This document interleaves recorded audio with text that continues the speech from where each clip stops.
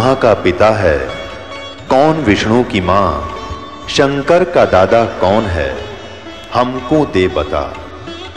ये जानने के लिए कृपया सुनिए।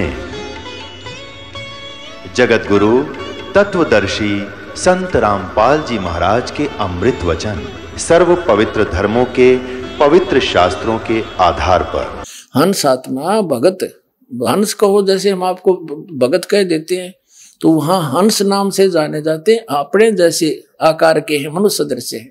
शोभा अद्भुत अंग अपारा, हंसन शोभा कहाँ बताऊं, कुछ एक प्रभाव सोवर्ण सुनाऊं। थोड़ा बहुत सुनाता हूं मैं आपको। धर्मदास जी कह रहे हैं, रत्नमाल गरीब शोभत हंसा, गरीब माने गर्दन, उन हंसों की, सतलोक में रहने वाले व्यक्तियों के गले में, गर्दन में रत्नों की माला सुशोभित थी। और मणिमाला किमी करो प्रशंसा, और मणिमाला भी उनके गले में लटकरी डाल रखी थी। जगमग दे हंस करही, उन सब हंसों की दे ही जगमग जगमग करे थी। अमर चीर बहुसो बहादुर ही, अमर श्री अमर चीर पैर रखे थे। ये वहां की सारी ही खान पान भी अमर है, वहां के वस्त्र भी अमर है।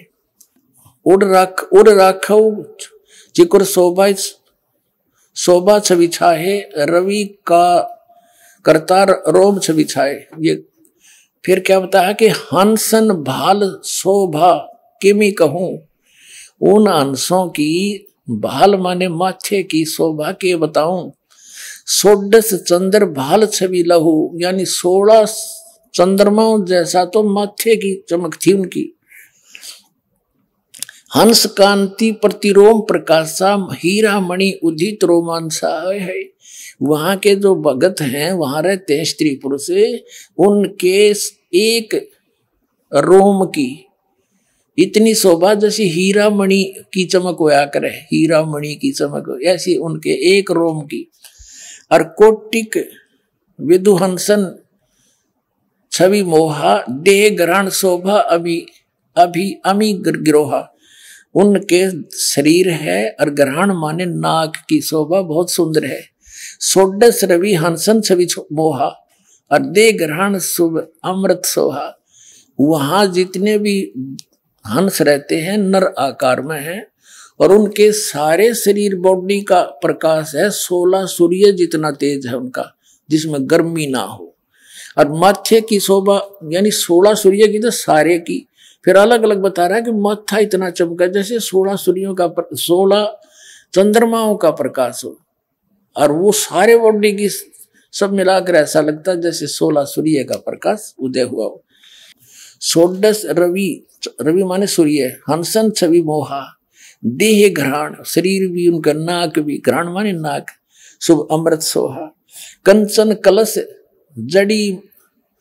जड़त मणि लोना, रतन थार आरती में ही सोना।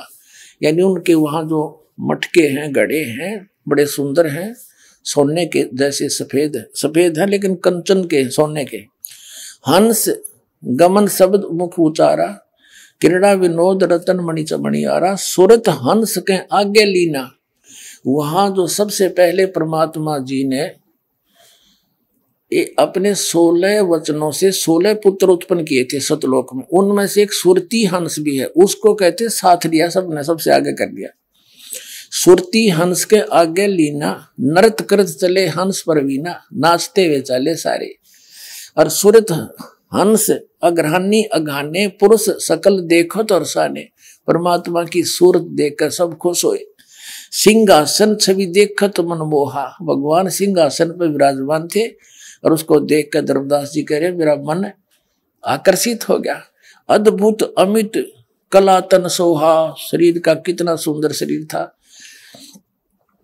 एक रोम रवि शीस कोटि सा, ओह, एक रोम रवि शशि कोटि सा। एक रोम में करोड़ रवि माने सूर्य, शशि माने चंद्रमा की रोशनी मिला दी, इसी एक रोम की शोभा। और नख कोटिन ही दुमिल नरवीसा, और कहते नाखून की के बताऊं वो अलग है। और प्रकाश पुरुष प्रकाश सतलोक अंजोरा, पर परमात्मा का जो सतलोक है वो भी प्रकाश में है। और जहां न पहुंचे निरंजन चोरा, पुरुष कबीर देखा एक भाई, होय होय। कहते वो परमात्मा और कबीर जी को वहां एक ही देखा, जो नीचे से गया था वही बैठा था वहां पर अनंत कोट ब्रह्मांड के सिंहासन पर। धर्मदास पुन रहे लजाई, शर्मिंदा हो गया, रे तेरे की तो भगवान था जो मेरे साथ नीचे गया था, ये तो वही तो है। पुरुष दरस कर, पुरुष कबीर देखा एक भाई, धर्मदास पुने रहे लजाई। पुरुष दरस कर आयो तहां, प्रथम कबीर बैठे रहे जो वहां। यहां कबीर बैठे पुन देखा, फिर वही कबीर परमात्मा को फिर देखा। और कला पुरुष तन अचरज पेखा, का अजगुत की नो भाई। और वहां वही प्रतीत ना हो, कहते तो सचमुच बात है, मेरा यकीन नहीं हुआ जब ये भगवान नीचे गए हुए थे, और अब मेरा विश्वास हो गया तो कबीर साहब ही परमात्मा है, परम पुरुष है। अब देखो 59 पृष्ठ पर, बौद्ध सागर में 59 पृष्ठ पे 58 पढ़ दिया हमने। कबीर पुरुष एक यहाँ छिपाए, कबीर पुरुष तो एक ही है, वो वहां छिपाए हैं ये अपने आप को। और सत्य पुरुष जगदास कहाए, वो सत्य पुरुष ही जग में आके कबीर दास कहाए रहे। धर्मदास तो देख कितना स्पष्ट बता रहे। और दाए चरण गौ अति सुखचाई, बात दौड़ कर चरणा पड़ गए परमात्मा जब दोबारा वापस देखे। हे प्रभु हम परिचय अब पाई, ये शोभा कस उहा छिपावा, और कस नहीं जग में प्रगट दिखावा। ये कहता है धर्मदास कि हे भगवान आपकी यहाँ कितनी सुंदर शोभा, आपके शरीर का 1 करोड़ सूर्य मिला 1 करोड़ चंद्रमा, इतना सुंदर शरीर, और वहां अपने यह क्यों छुपा रखी है? वहां इस एज इट इज इस प्रकाश से मैं क्यों नहीं पहुंचे दाता गए वहां पर। तो जैसे ऋग्वेद मंडल नंबर 9 और सूक्त नंबर 86 के मंत्र 26 में कहा है कि वो परमात्मा अपने भक्तों के सब संकटों का मर्दन करता हुआ, अपने रूप को सरल करता हुआ, यानी हल्के तेज पुंज का बनाकर कबीर परमात्मा अच्छी आत्माओं को मिलता है आकर के अपने को, उसको हल्के तेज पुंज का। जैसे किसी कमरे में 1000 वाट का ट्यूब हो, 500 की भी हो, जब जो सारी जगह दी तो जगमग हो गया। एक 0 वाट का बल्ब भी होता है, वो सारी ऑफ करके 0 का चसा दिया, कक्ष तो वही है, प्रकाश से कम हुआ है। तो ऐसे उस परमात्मा की लीला है मालिक की। तो यहाँ क्या कहता है धर्मदास जी, कहते हैं कि यह शोभा कस वहां छिपावा, नीचे कैसे छुपा दिया आपने, और कस नहीं जग में प्रगट दिखावा, जग में क्यों नहीं दिखाइया। तो परमात्मा क्या बताते हैं सतगुरु वचन, धर्मनी जो वही छवि जग जाऊं, इसी शोभा से जय मैं संसार में जाऊं, तो होए विकल निरंजन राऊ। ये काल का कलेजा फट जा तुम्हारे भगवान का, इस निरंजन का। हुए विकल यानी वो व्याकुल हो जा निरंजन। सब जीव तब मोहे लोलावे, अजर भो सब लोक ही आवे। ताते गुप्त राखो जग भाई, शब्द संदेशा जीवन समझाऊ। ताते गुप्त राखो जग भाऊ, और शब्द संदेश जीवन समझाऊ। और शब्द परखती न मोए कोई, जो शब्द नाम लेकर ये मेरे ज्ञान से मुझे परख लेगा। गह प्रतीत घर पहुंचे सोई, कह कबीर सुनो सुकृत हंसा। दर्श पुरुष मेटो चित संसा, अब तुम बेग चलो संसारा। और जीव ही चेतो कहो पुकारा, कि ढिंडोरा पीट दे मेरे बारे में, मैं बताऊं तो किसी का जच्चा नहीं, और तू बताओगा तो सबका जच जाएगी, क्यों तू आंखों देख चुका है। और तू सबको बता दे अपने बड़ भाइयों को कि ये भगवान है, वहां अमरलोक है, सतलोक है, वहां सब कुछ है। अब धर्मदास जी क्या कहते हैं धर्मदास वचन में, हे साहेब अब वहां न जाई, ये सुख घर तज कहाँ झुराई। ये परमात्मा अब मैं वहां नहीं जाऊंगा, इस सुख ने छोड़कर मुझे कहाँ धकाओ हो मेरे मालिक, वहां मत भेजो। वही यम देश अपर बल काला, नहीं जानो धोमति होए बेहाला। अब परमात्मा कहते सतगुरु जी, धर्मदास तो चिंता नाही, तुमरे संग हम सदा रहाई। और तुम देखो सतलोक प्रभाव, हंसन कहो संदेश सुनाओ। अपनात्माओं असली और नकली नोट की पहचान कराने के लिए दास ये प्रयत्न कर रहा है। और कोई इस दास के प्रयत्न को आलोचना कहता है तो वो बालक जैसी बुद्धि का व्यक्ति होगा, जिसने दास के इस प्रयत्न का ज्ञान नहीं। जैसे सरकार ने एक बार 500 के नोट नकली पकड़े थे, 1000 के, और वो दोनों असली और नकलियों को दोनों को दिखा रही थी कि असली ये है, नकली ये ऐसे है, ये लक्षण है। तो क्या सरकार आलोचना कर रही थी? महापरोपकार किया। और वही दास काम कर रहा है। इन नकलियों के नकली ज्ञान और परमात्मा का ओरिजिनल नोट, ओरिजिनल ज्ञान उन महापुरुषों ने देखा। भगवान दोनों को साक्षात रूबरू करके आपका विश्वास दृढ़ कर रहा हूं, नकली रसली की पहचान करा रहा हूं, आपके जीवन की रक्षा कर रहा हूं।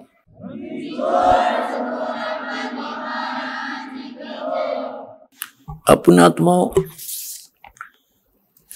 देखो, नकली कबीर साहब कहते हैं, देखा देखी गुरु से बन गे, किया न तो विचारा, गुरु से दोनों के सिर पे काल ठोके पंजारा।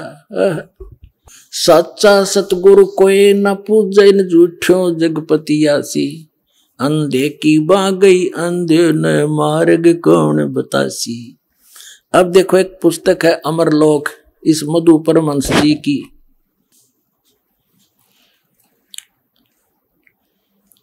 और ये कहां से छपी है? अमरलोक सतगुरु मधु परमहंस जी। और ये वही दीपावली प्रिंटर्स, सोडल रोड, प्रीतनगर, जालंधर। प्रचार अधिकारी राम रतन जम्मू। ये सारा इनका सारा कुछ है। 2012 का ज्ञान है इनका। अब देखो इनको आपको दिखाता हूं। ये 40 पृष्ठ पे इसके अमरलोक नामक पुस्तक के 40 पृष्ठ पे क्या लिखा है? कहे कबीर सुनो धर्मदासु, और सतलोक का कहूं प्रकाशु। वहां का ज्ञान बताऊं। है सतलोक ही अमर काया, एक रूप सभी निर्माया, सभी निर्माया। सोडस भानु हंस की कांति, अमर चीर पहरे बहुभांति। शोभा पुरुष कही ना जाई, कोटन रवि इक रोम लजाई। अमर लोक अमर है काया, अमर पुरुष वहां आप रहाया। अमर पुरुष का पावे भेदा, कह कबीर सो हंस छेदा। सतलोक सत शब्द पसारा, सत नाम है हंस दारा। ये कहते हैं शोभा, ये अमृत फल के भोजन कर ही बता, और युगन युगन के अक्षुद्धा हर ही। पीवत सुधा भरम मिट जाई, जन्म जन्म की तिरसा जाई। अनहित वचन बोले नहीं बाणी, प्रेम भाव अमृत रसरानी। यानी कोई वहां के भगत सभी प्यार से बोलते हैं, अनहित वचन नहीं बोलते वो। फिर कहते शोभा बहुत तहा मन भावा, भावन हंस कामनी रंग बढ़ावन। वह हंस काम, और औरतें भी हैं हंस रूप में। यानी हंस माने भगत। जैसे हम आपको भगत बोल देते हैं तो कहते हैं वहां हंस जो है वो अच्छी आत्माओं को कहते हैं, जिनमें कोई विकार ना हो, उसको हंस बोलते। तो वहां स्त्री भी है और पुरुष भी है। ये खुद परमात्मा की वाणी लिख भी रहा है और समझ नहीं सका। इनके विषय में परमात्मा कबीर जी ने क्या बताया है? मोती मुक्ता दर्शत नाही, ये जग है सब अंदरे। दिखत के तो नैन चश्मे, इनका फेरा मोतिया बंदरे। ये देखो, शोभा बहुत जहां मन भावन, हंस कामनी रंग बढ़ावन। अमृत नाम हृदय में लावे, प्रेम भाव पुरुषी मन भावे। यहाँ है कि है नी शब्द, और शब्द से कहो ज्ञानी सोई जो वह पद ले हो। देख इनकी अकल देख, यू कहता वो नी शब्द है, वो कहा नहीं जाता, वो विधेय शब्द है, वो आदि नाम है, वो सार शब्द है, वो वाणी का विषय नहीं। और परमात्मा कहते हैं है तो नी शब्द। जैसे धर्मदास जी ने परमात्मा कबीर जी को देखा, और धर्मदास जी को परमात्मा कबीर जी ने कहा कि भाई मैं विधेय हूं। अब धर्मदास जी कहते हैं भगवान आपके दिख दे ही, और तुम कहो विधेयी। तो प्रभु ये मेरे मन में जची नहीं बात। तो परमात्मा ने कहा देख मेरा हाथ ला के, ये तेरे जैसे हडचाम की शरीर नहीं मेरा, मेरा शरीर है पर मेरा विधेय शरीर है। तो ऐसे ही जो परमात्मा ने उस आदि नाम को, सार शब्द को, सार नाम को विधेय कहा है, वो अलौकिक देही है। जैसे कबीर भगवान बोले मेरी अलौकिक देही है, देही तो है लेकिन वो नी शब्द और विधेय शब्द इसलिए कहा कि वो एक अलौकिक शब्द है, वचन है, उसका भी जाप करना सार शब्द का। ये देखो इस यो आप लिख रहा कबीर साहब की वाणी अमरलोक नामक पुस्तक की 40 पृष्ठ पे, ये साहिब बंदगी वाले की है। यहाँ ये कहते हैं परमात्मा की वाणी है कि है बुद्ध संत ज्ञानी जो होई सतगुरु शब्द हृदय समाई। है नी शब्द और शब्द स्यों कहो, वो नी शब्द मन शब्द ने बोलिया है, शब्द तो बताया है। और ज्ञानी सोई जो ये पद ले वो विद्वान है जो इस बात ने समझ जाएगा। धर्मदास में तो ही सुझावा और सार शब्द का भेद बतावा। सार शब्द का पावे भेदा कह कबीर सो हंस छेदा। सार शब्द नी अक्षर आही, नी अक्षर का अर्थ यहाँ पर है विशेष नाम है वो। जैसे नी शब्द कहो, नी अक्षर कहो, और शब्द से कहो, बोल के सुनाया। और गह नाम ते संशय नाही, सार शब्द जो प्राणी पावे सतलोक में जाए समावे। एक तरफ तो ये कहते हैं मधु परमहंस जी कि जो ये कहता है ना कमाई करो, उसको ये कहता है वो तो चोर है भक्ति का। जो ये कहता है कोई कमाई करो, ये मधु परमहंस जी कहता है। परमात्मा क्या कहते हैं देखो, और ये खुद इस वाणी का अनुवाद भी किए हुए हैं 40 पृष्ठ पे इसी अमरलोक के देखना। ये अमरलोक पुस्तक है इसकी, इस 40 पृष्ठ पर हम नीचे आगे पढ़ते पढ़ते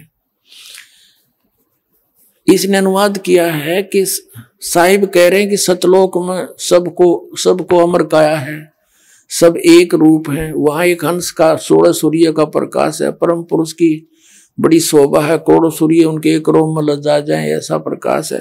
अमरलोक में सबकी अमर काया है क्योंकि वहां परम पुरुष स्वयं रहता है और उस अमर पुरुष का भेद को पा लेता है, वह हंस समान होकर निर्मल हो जाता है। सतलोक में पहुंचने के लिए जीव को सतनाम का ही सहारा है। अब देखो इसने ना तो सतनाम का पता, और उधर से कहता है कि जो ये कहता है कि कमाई कर ले वो तो चोर है भक्ति का, साहिब का चोर है, अरे अकल के चोर। अब जो कोई ये कहे कि गुरु पार कर देगा, भक्तों ने भक्ति करने की जरूरत नहीं, तो महाचोर तो वो है भगवान का। जैसे कोई विद्यार्थियों को टीचर कहता है कि तुमने पढ़ने की आवश्यकता नहीं, टीचर पास कर देगा, वो तो महादुष्ट इंसान है जो उनके जीवन को नाश करने वाला है। टीचर वो होता जो उनका बेटा पढ़ो, शिक्षा ग्रहण करो, अध्ययन करो और फिर तुम पार करोगे। करे तगा टीचर है, फिर जो पास होंगे उन्नत पार करेगा, पास करेगा तो कुछ जानते होंगे। अरे नौका कोई जरूरत नहीं भक्ति करने की, मैं पार कर दूंगा। कि इसको पता लग गया चेले भाग जाएंगे, तेरे कक्त है इसके पास, तो नो कह दे लास्ट में मैं पार कर दूंगा, तो हम इसे ढीले ढाले से हैं, गुरुजी पार कर देगा। भाई ठीक है, फिर अपने के जरूरत है भक्ति की, फिर क्यों आश्रम खोल रखे, कर देगा पार, जाओ अपने घर ने हो गए पार, बना रखा मूर्ख। अब आगे तो दास आज सिद्ध करना चाहता है कि सतलोक में परमात्मा और हंस कैसे है। अब दिखाता हूं आपको 149 पृष्ठ पर, ये इसी की अमरलोक नामक पुस्तक के पृष्ठ नंबर 147 से प्रारंभ है सतलोक की अकय कहानी। या नीचे है 10 मुकामी रेखता। ये कबीर साहब की वाणी है। कहते हैं चला जब लोक को शोक सब त्यागिया, हंस को रूप सतगुरु बनाया।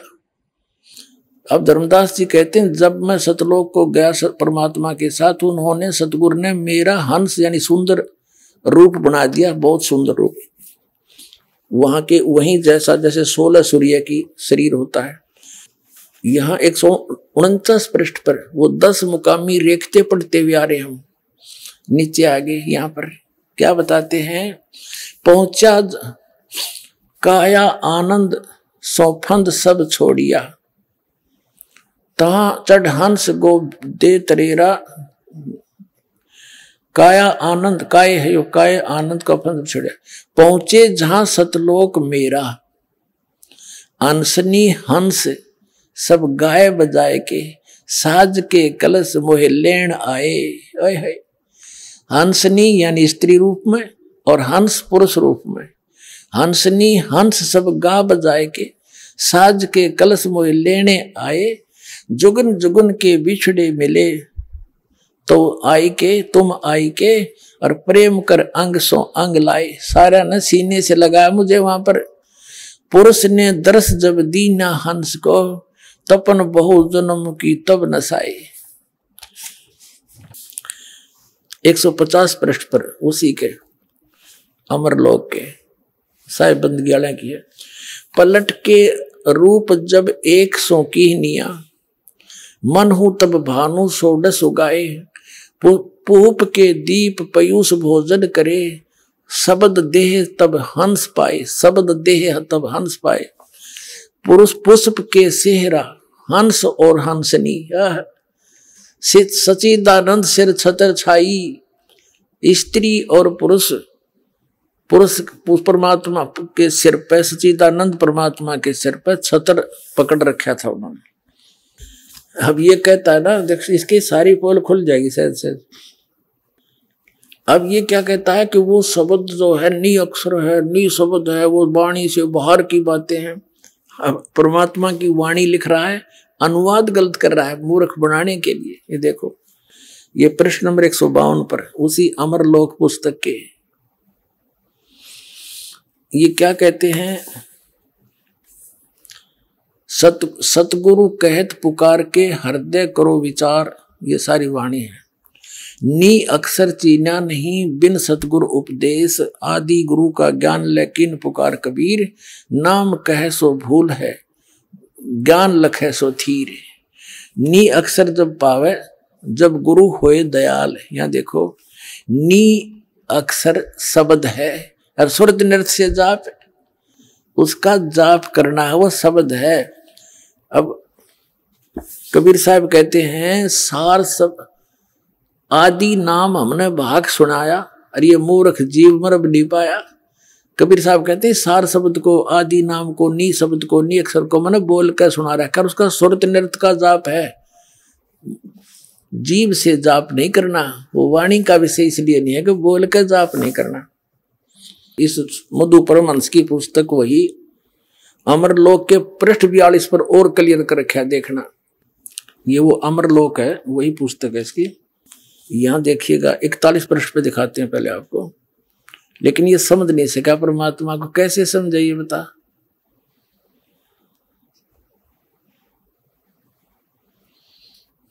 यहां देखेंगे, ये कहते हैं कि सूक्ष्म देह में ओहम सोहम, इनका ख्याल अपारा हो। अब स्पष्ट कर दिया कि ये तो अलग हैं, इनका, इनकी महिमा न्यारी है। जो ये सतनाम है, ये 2 अक्षर का, ये सूक्ष्म देह में काम कर रहे हैं। अब 41 पे 42 पे देखो, इसमें क्या बताया है कि अमर लोक में पुरुष विदेही, निगम न पावे पारा हो। और उनकी उपमा कहाँ लग वर्णो, मुख से होए न वारा हो। कोटन सूर चंद्र तारागण, एक रोम पर वारा हो।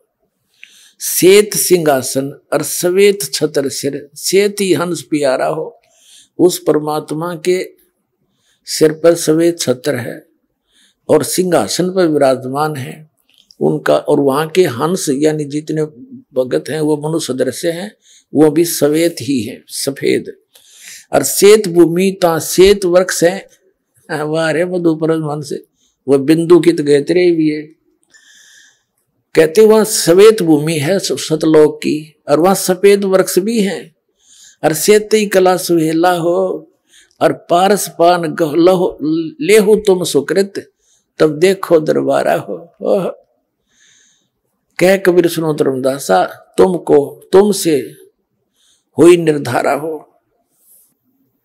अब इसमें स्पष्ट हो गया कि वहां सफेद भूमि है, सतलोक न्यारा है, परमात्मा सिंहासन पर विराजमान। यह परमात्मा की वाणी है, लेकिन ये वाणी ये परमात्मा का चोर ये समझ नहीं पाए अपने आत्माओं।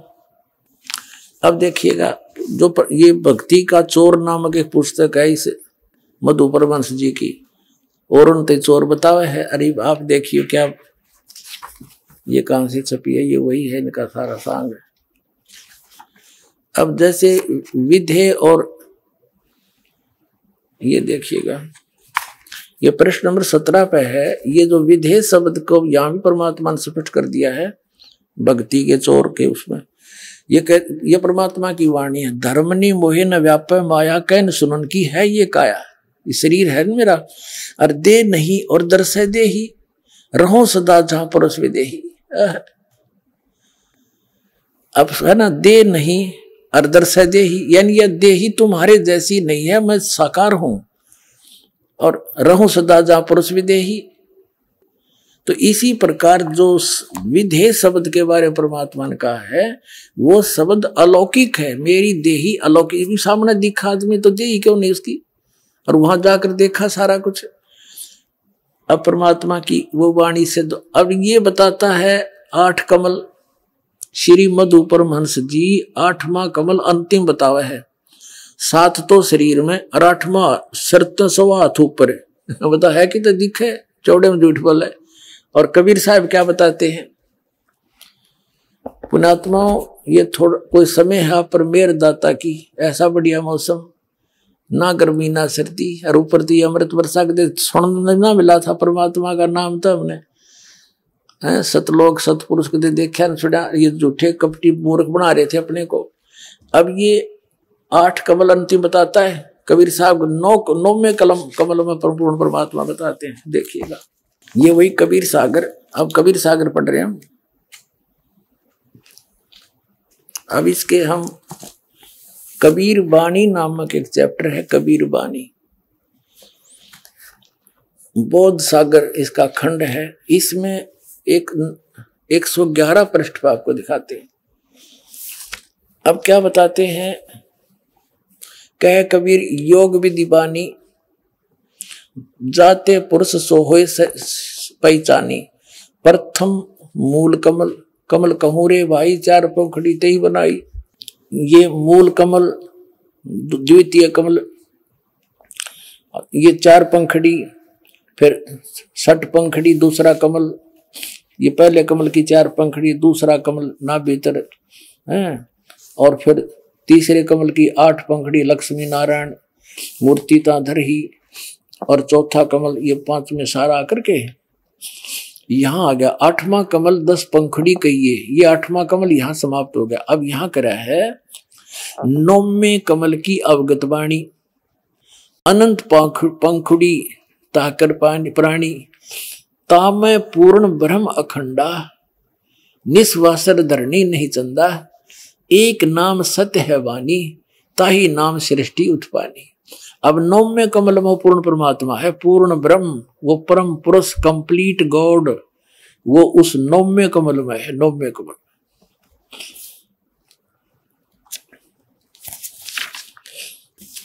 उनकी छाया कहो रे भाई तोन छाए घट सब समाई। 2 स्वरूप आदि सैदानी, 2 स्वरूप काया बंदानी। तीसरा रूप रहित है आप है, भेद लखो सतगुरु प्रताप है। तेही गुरु प्रताप है, तेही प्रतिमा 2 है भाई, एक नारी एक पुरुष कहाई।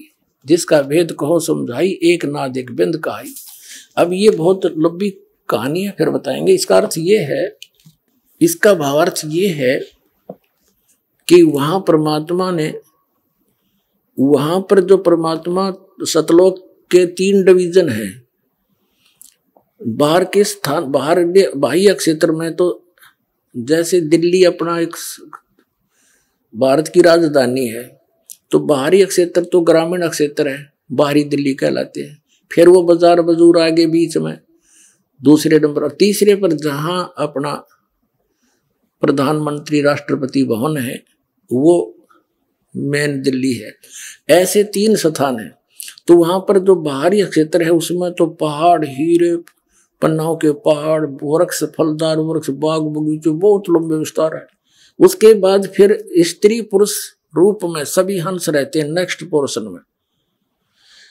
वो बिंद के हैं, बिंद से। और उससे नेक्स्ट जो स्थान है वो केवल नाद से यानी वचन से बनते हैं वहां उनकी उत्पत्ति, और वहां फिर सतपुरुष परमात्मा का स्थान है। इसका अर्थ ये है। और यू नो के वहां अब फेल हो गया यू कि 8वां कमल 8वां कमल, अरे परमात्मा की वाणी में लिखा हो तो 9वें कमल में पूर्ण ब्रह्म भाई। तो परमात्मा क्या कहते हैं कबीर साहब, जग सारा रोग यारे जिन सतगुरु वेद न जाण्या, जग सारा रोग यारे।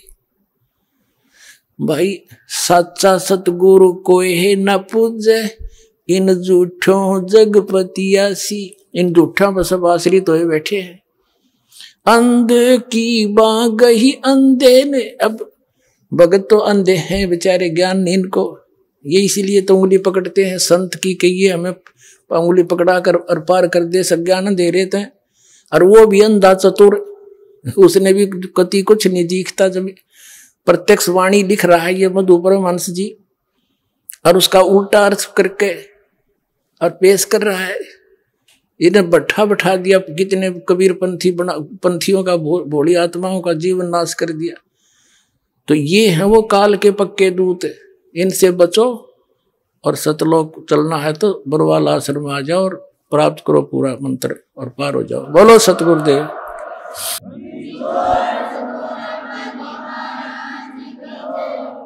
परम पिता परमात्मा पूर्ण ब्रह्म सर्व सृष्टि रचनहार कबीर परमेश्वर जी, ये हमारे सभी के जनक हैं। ये वो परमात्मा हैं जो इस जीव के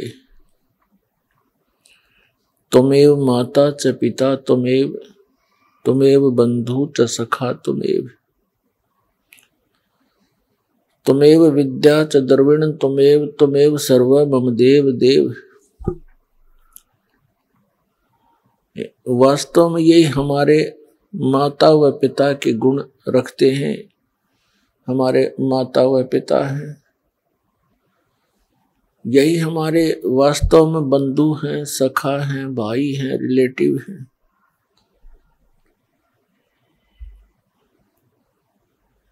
अध्यात्म ज्ञान के अभाव से हम अपने उस सर्वगुण संपन्न परम साथी को, परम पिता को, परम मित्र को भूलकर हम उन नासवान प्राणियों को अपना संरक्षक, साथी, मित्र आदि मानकर उन्हीं के इर्द गिर्द हम घूमते रहते हैं।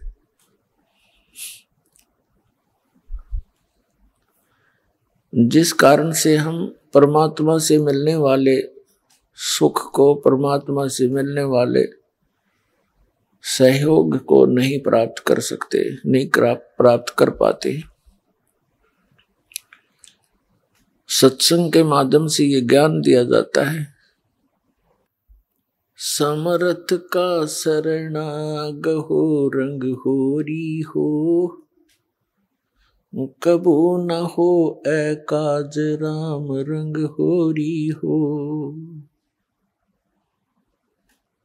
समर्थ का शरणागहो, उस समर्थ की शरण प्राप्त करो, उसका आश्रय लो, जिस कारण से आपका कभी भी कोई बुरा नहीं होगा। वो समर्थ कौन है, उसकी शरण कैसे प्राप्त होती है, ये जानकारी सत्संग से हमें मिलती है। इस संसार में यदि कोई दुर्लभ वस्तु है तो सत्संग है। विष्णु पुराण के अंदर लिखा है, देवी पुराण के अंदर भी प्रमाण है कि सबसे उत्तम जो तीर्थ है वो सत्संग है। और इस सत्संग का मिलना अति दुर्लभ है। तो पुण्यात्माएं ये समझेंगे कि सत्संग तो बहुत प्राप्त है, जहां देखे वही संत सत्संग कर रहे हैं। आजकल इस टीवी चैनलों के माध्यम से भी बहुत से संत जन अपने विचार व्यक्त करते हुए आपको नजर आते हैं,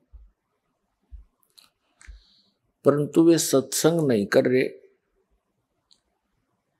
वो तो कोरी झूठ बोल रहे हैं, बकवाद कर रहे हैं। अपने आत्माओं, जो व्यक्ति प्रथम बारी दास के इन सत्य वचनों को सुनता है, ऐसे लगते हैं जैसे कुनीन खा ली हो। कुनीन जैसा टेस्ट होता है। और जब इस ज्ञान से आप परिचित हो गए यथार्थता से कि जो दास बोल रहा है ये सारी सत्य है, तो उस समय आपको ये मनुखा दाख की तरह लगेंगे ये वचन दास के। सत्संग के बिना प्राणी कितनी गिरावट में आ चुका है। आज आप देख रहे हो, और आज से 50 वर्ष पहले का माहौल भी हमने देखा है, जब हम कुछ थोड़े बहुत जानने योग्य हुए होंगे, 10-11 वर्ष के थे। उस समय बाजार में जाते थे, 90% दुकानदार भगवान से डरने वाले होते थे। आज उसके विपरीत हो चुका है। इस दास ने सन 1977 में सर्विस ज्वाइन की थी as a junior engineer civil, irrigation department Haryana में। उस समय पूरे विभाग के अंदर एक आध ऑफिसर ऐसा सुनने को मिलता था कि वो रिश्वत लेता है।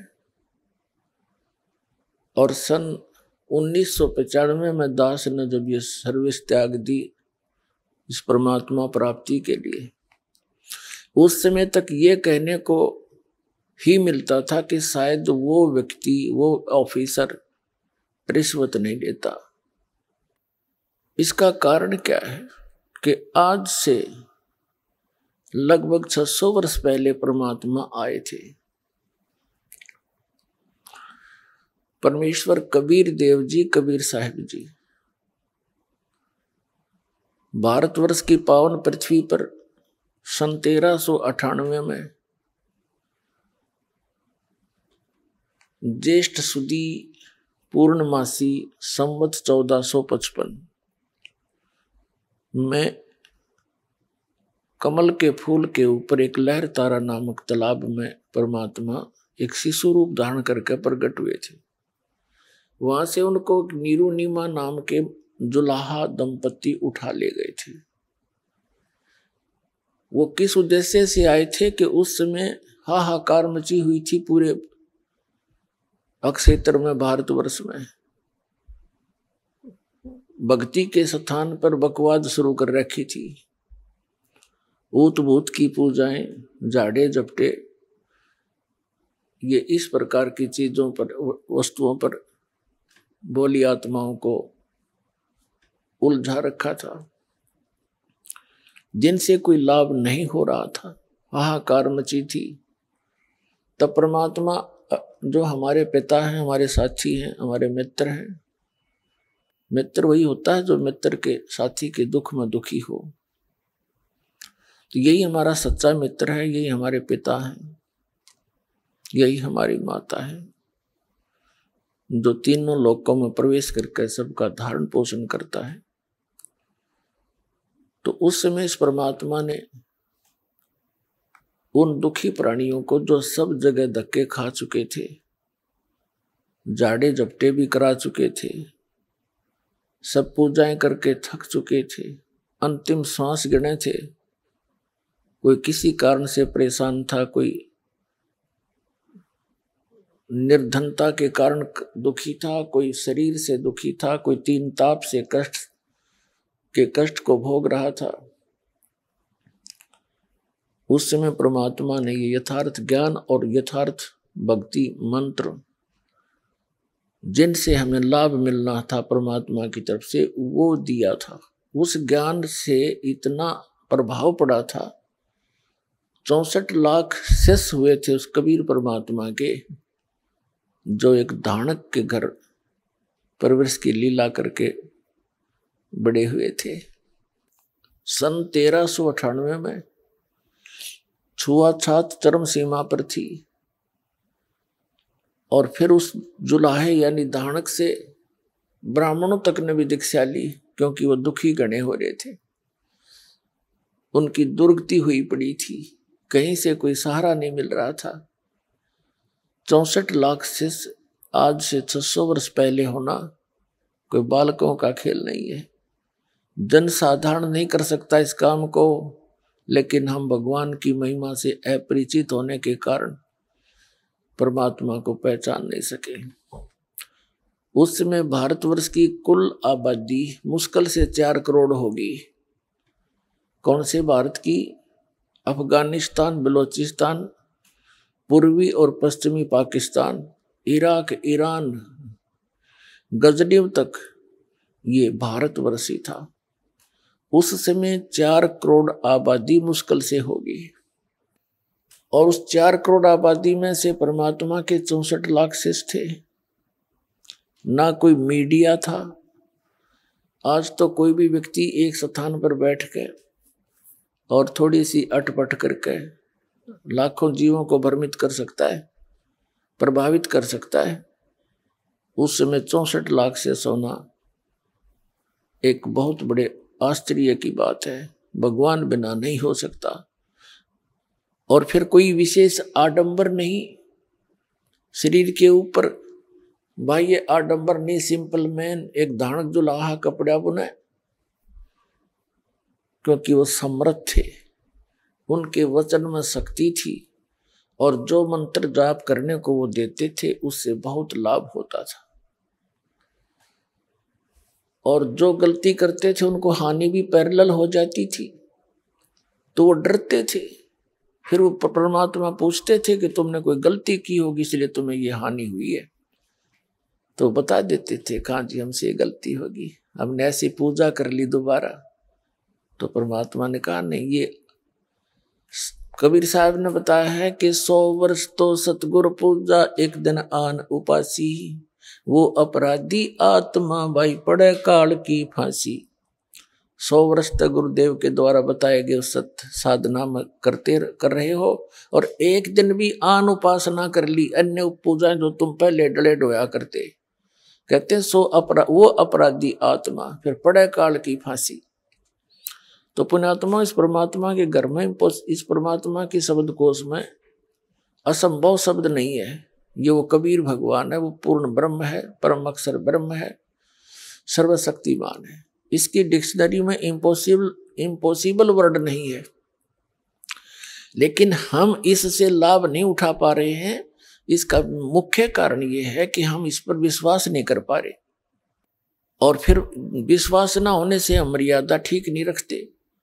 यहाँ से दीक्षा दी जाती है, जब सैकड़ों बार समझाया जाता है, पुस्तक भी पहले बना कर दे रखी है कि नियमों को पालन करो तो दीक्षा ले लेना, अन्यथा हमने यहाँ कोई भीड़ इकट्ठी करने का शौक नहीं है।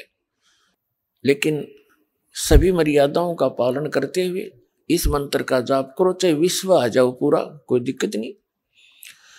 तो जब तक हम मर्यादा नहीं निभाएंगे तो परमात्मा साथ नहीं देगा आपकी।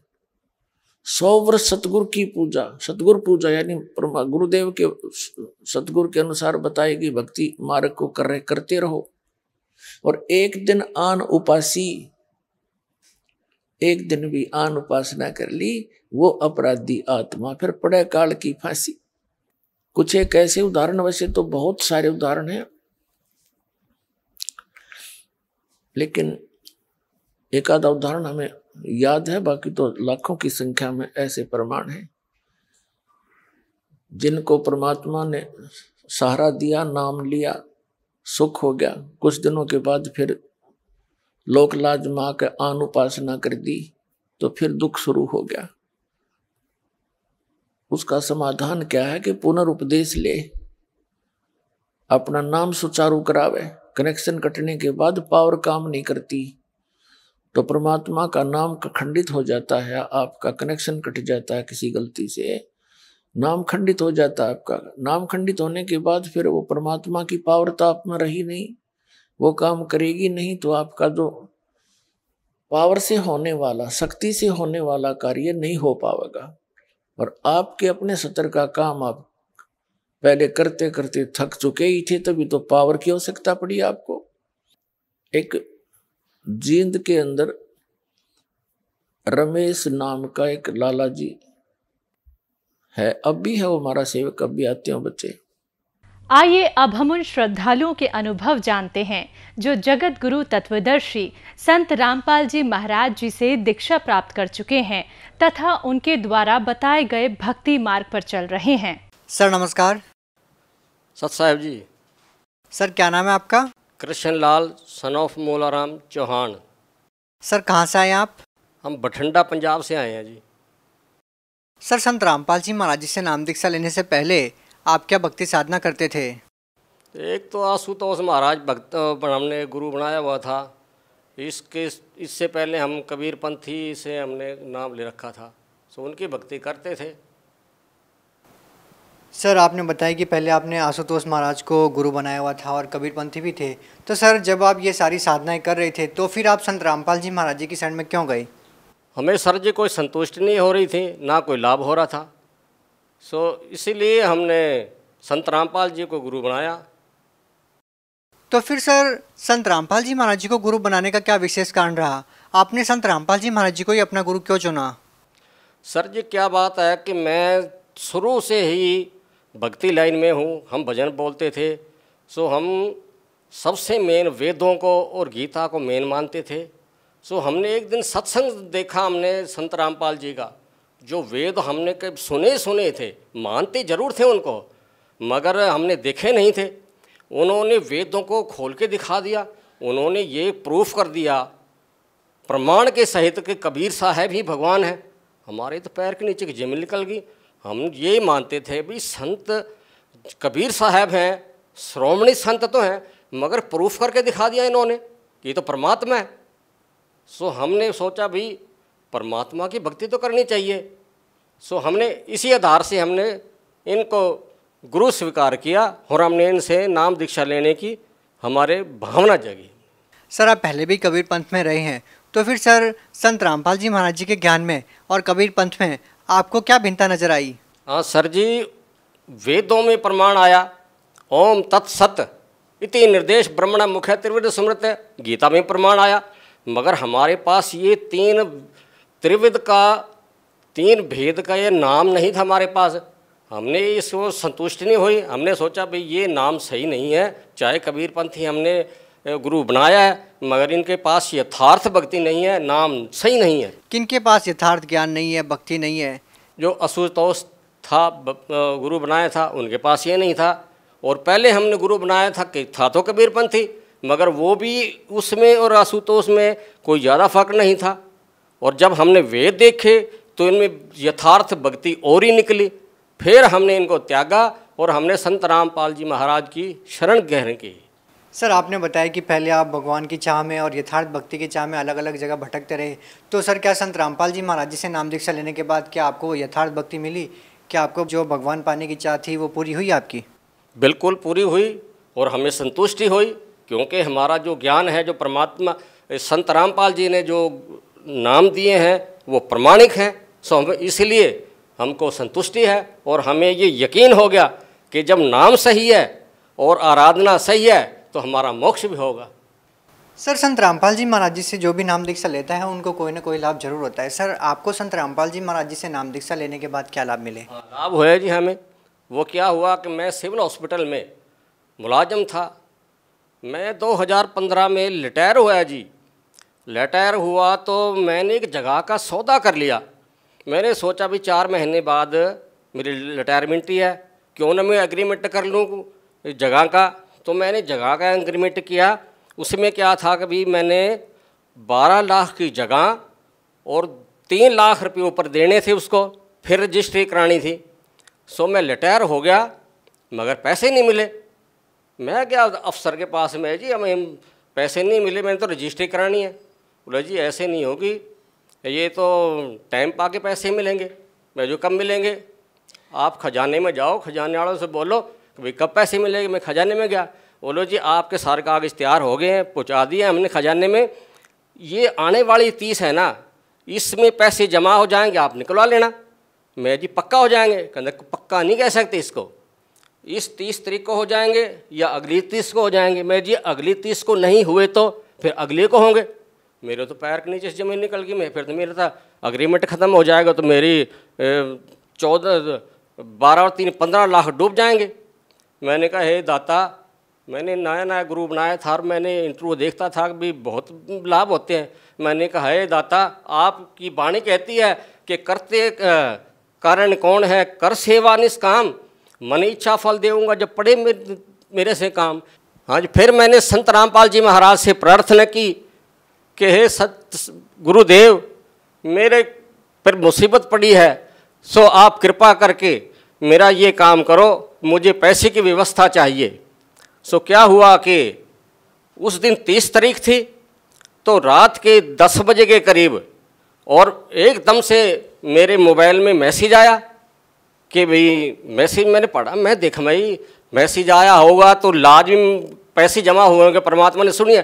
मैंने वो मोबाइल के मैसेज देखा तो उसमें क्या लिखा कि आपके खाते में 3 लाख जमा हो गए और आपकी इतनी पेंशन है, 16,830 रुपये पेंशन भी लग गई और मेरा कंप्यूटर के पैसे भी लगे, 3,000 टोटल 3 लाख और टोटल मेरे खाते में जमा हो गए। तो ये ऐसा लाभ हुआ परमात्मा की कृपा से। और ये लाभ हुआ मेरे को। लाभ हुआ, मेरा लड़का है विपन, वो ईटीटी का जॉब के लिए वो पेपर देता था, तो उसको जब भी जाता था उसका पेपर सही नहीं होता था, उसके नंबर बहुत घट लगते थे। मैंने बोला मैं तो आप परमात्मा से जुड़े हो तो परमात्मा से अरदास करो और परमात्मा का नाम संत रामपाल जी का नाम लेकर आप प्रार्थना करो, सो आपका काम बन जाएगा। बोला ठीक है। जब वो पेपर देने गया, पहले तो उसने सत साहेब लिखा और फिर कहा परमात्मा संत रामपाल जी दाता, मेरा ये पेपर सफल करो, तो उसका फिर नंबर 85% आया और वो ईटीटी में सफल हुआ। आज वो संत रामपाल की दया से वो ईटीटी करके टीचर लगा हुआ है। और लाभ, मेरी छोटे लड़के की बहू के एड़ी में दर्द रहता था, तो मैंने कहा अपना संत रामपाल जी से नाम ले लो आप और आपका ये दुख ठीक हो जाएगा। बोलो डैडी जी मैं क्या नाम लूँ, आपने जो गुरु बनाया है ना तो उसके दाढ़ी है ना मूछ है ना कोई माला डाल रखी है, क्या कैसा गुरु बनाया? मैं आपको पता नहीं ना, मैं ज्ञान आधार से जुड़ा हूँ, आप तो बच्चे हो। कहना ठीक है। मेरे कहने से वो चली गई, हमने नाम दुआ दिया, आई तो कहता डैडी जी मुझे पता ही नहीं एड़ी का दर्द कब ठीक हो गया। मैं तो ठीक हूँ। मैं ठीक है, मैं अब तो यकीन हुआ ना? कहता हाँ अब यकीन है मुझको। लाभ बहुत हुए हैं। और क्या कि मेरे लड़के की उम्र, एक ज्योतिषी से दिखाया था उसको हाथ मेरे लड़के ने, वो कहता है तेरी उम्र 35 साल की है, इससे ज़्यादा नहीं होगी, उसके बाद तेरी उम्र नहीं है। मैंने भी देखा था, मैं भी थोड़ा मोटा हाथ देख लेता पहले, अब तो खैर हम इनमें विश्वास नहीं करते, मगर जब मैं भी देखता था तो मैं आपकी उसकी मम्मी से बोलता था मैं इसकी उम्र थोड़ी है। तो वो कई बार सोचती है भाई ये माड़ी बात है ये तो, और बड़ी फिक्र वाली बात है, मैं कोई देखी जाएगी जैसा भी होगा। तो फिर हमने संत रामपाल जी के जब सत्संग सुने, इंटरव्यू देखी, तो हमने पता लगा कि पर जो सा संत जो सा है, पूर्ण संत जो सा होता है, उम्र भी बता देता।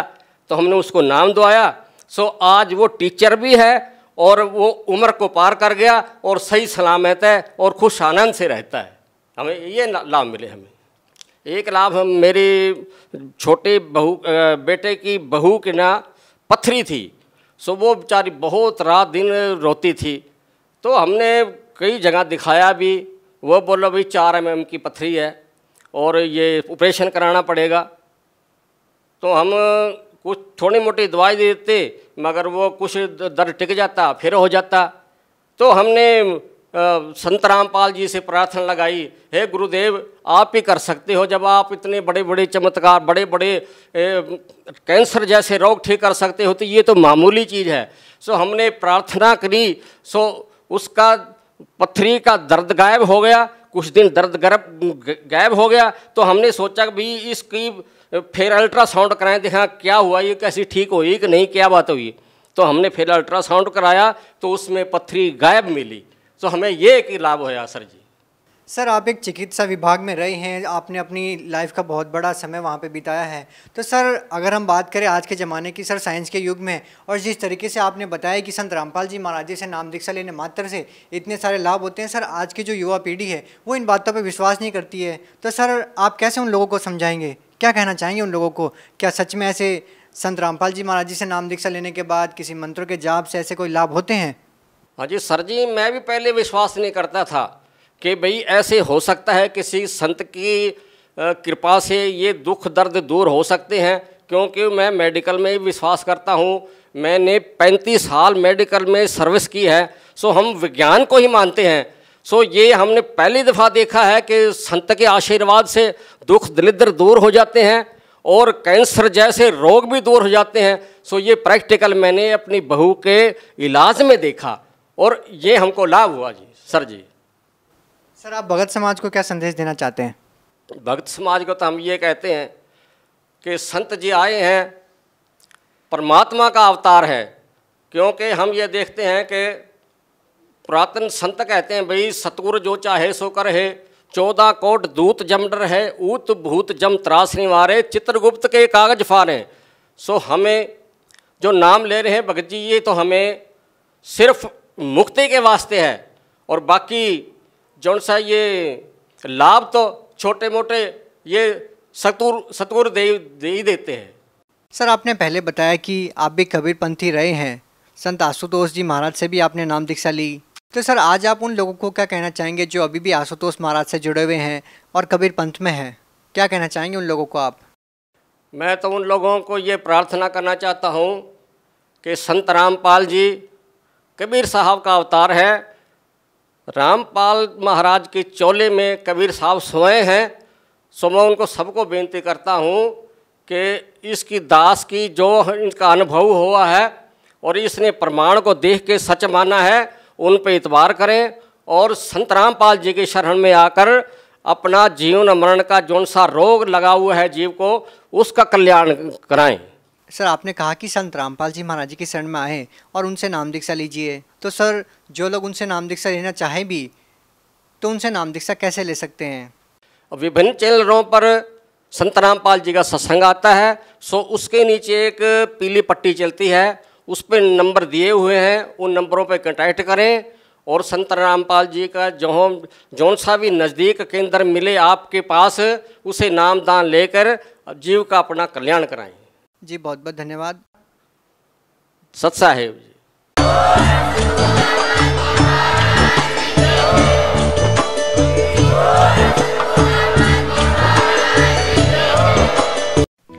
आप सुन रहे थे जगत गुरु तत्वदर्शी संत रामपाल जी महाराज के मंगल प्रवचन। अधिक जानकारी के लिए संपर्क करें।